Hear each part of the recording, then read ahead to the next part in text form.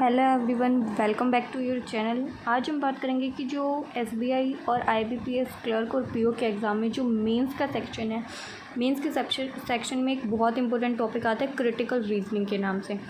इसके लगभग अगर हम बात करें, पहली बात तो ये प्री में नहीं आता है, प्री में ये बिल्कुल भी नहीं आता है, ये सिर्फ मेंस का टॉपिक है।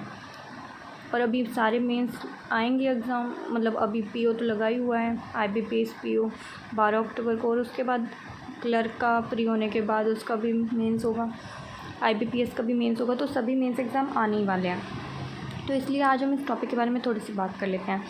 अगर हम वैसे ही बात करें कि भाई कितने क्वेश्चन आते हैं इस टॉपिक से, तो पीओ में लगभग 5 से 7 क्वेश्चन आते ही आते हैं, और क्लर्क में 10 से 15 क्वेश्चन आते हैं। कभी कभी 10 से, वैसे तो नॉर्मली 10 से 12 क्वेश्चन आते हैं, लेकिन कभी कभी क्या होता है, ये जो नंबर है ये 15 तक भी चला जाता है। तो ये एक बहुत इंपॉर्टेंट टॉपिक है, इसको आप बिल्कुल भी नहीं छोड़ सकते। और कभी कभी तो इतने ईजी क्वेश्चन आते हैं और बच्चे ये सोच के कि भाई नेगेटिव मार्किंग हो जाएगी, इस टॉपिक को छेड़ते ही नहीं है, तो वो बच्चे बहुत कम अटैम्प्ट करके आते हैं।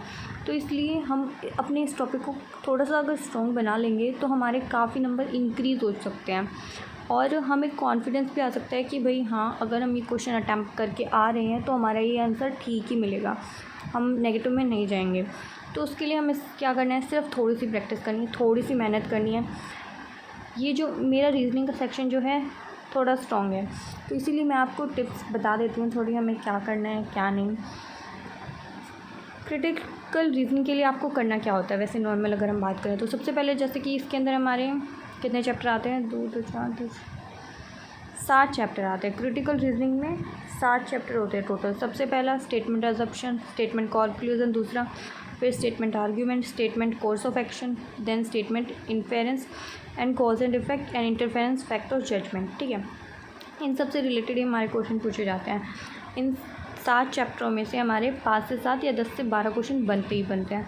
तो इसके लिए हम क्या करें जिससे हमारे पार्ट स्ट्रॉन्ग हो जाए। सबसे पहले हमें कैसे करना है, सबसे पहले हमें इसके बेसिक पॉइंट्स पढ़ने होते हैं कि भाई इसमें हमें किस किस चीज़ का ध्यान रखना है। उसके बाद जब हम पढ़ लेते हैं, फिर हमें एग्जांपल्स करने होते हैं इसके। उसके बाद फिर हमें लगातार मॉक टेस्ट लगाने होते हैं, जो क्रिटिकल रीजनिंग के जो मॉक टेस्ट होते हैं, उससे फिर हमें पता लगने लग जाता है कि हम कितना पॉजिटिव कर रहे हैं, हमारी एक्यूरेसी क्या रह रही है इसमें।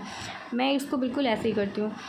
आप लोगों के लिए अगर आपके पास कहीं सोर्स नहीं है, अगर आपके पास सोर्स नहीं है कि आप कहाँ से तैयारी करो क्रिटिकल रीजनिंग की, तो मैं आपके लिए क्लासेस ले आऊँगी। क्रिटिकल रीजनिंग की कुछ क्लासेस मैं करा दूँगी यूट्यूब पे। अगर आप चाहते हैं तो आप कमेंट सेक्शन में ज़रूर बताइएगा। हम अगर क्लासेस लेंगे, अगर मुझे पॉजिटिव रिजल्ट मिला कमेंट सेक्शन में, तो मैं क्या करूँगी, मतलब कैसे हम लेके चलेंगे उन क्लासेस को, मैं थोड़ा सा वो बता देती हूँ।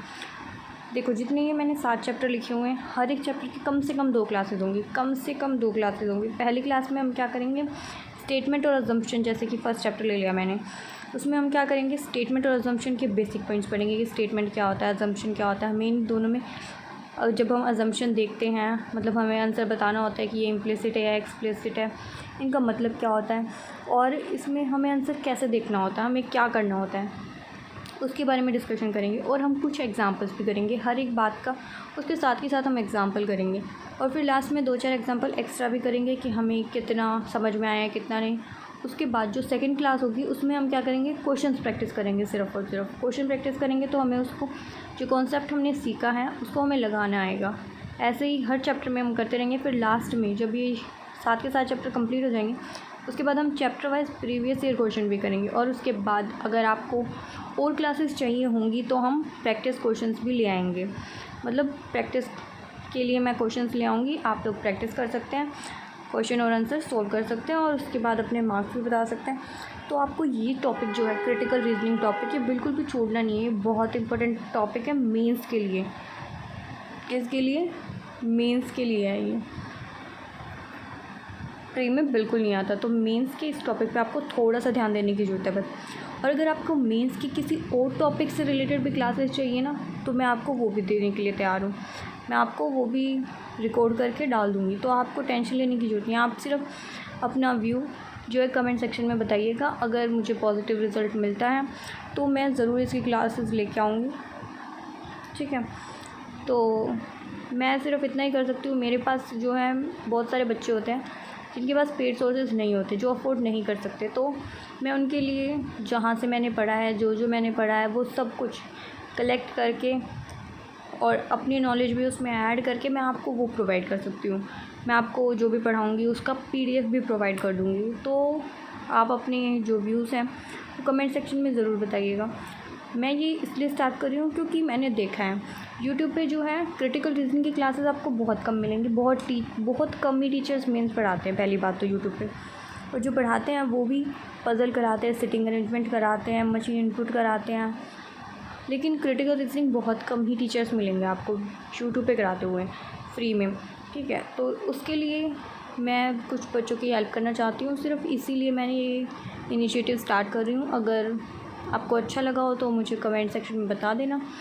बाकी अगर आपको पसंद नहीं आए तो आप वो भी बता सकते हैं, मुझे कोई प्रॉब्लम नहीं है। ठीक है, मैं भी आप सबकी तरह एक स्टूडेंट ही हूँ और मैं अपने रिज़ल्ट्स भी आपके साथ शेयर करती रहती हूँ। मेरा रीजनिंग में अच्छा स्कोर रहता है, मैं सिर्फ इसीलिए ये स्टार्ट कर रही हूँ। मेरा रीजनिंग जो है एक स्ट्रॉन्ग पॉइंट, जो स्ट्रेंथ होता है ना, वो है, तो इसीलिए मैं आपके साथ ये शेयर करना चाहती थी। ये मैंने आपको बता दिया है और बाकी आप अपने व्यूज़ दीजिएगा कमेंट सेक्शन में। Thank you so much. Channel को सब्सक्राइब करिएगा, वीडियो को लाइक कर दीजिएगा और ज़्यादा से ज़्यादा शेयर करिएगा ताकि ज़्यादा बच्चों को पता चल सके और मैं भी जान सकूँ कि बच्चे क्या चाहते हैं और क्या नहीं चाहते हैं। ठीक है, all the best for your exams guys.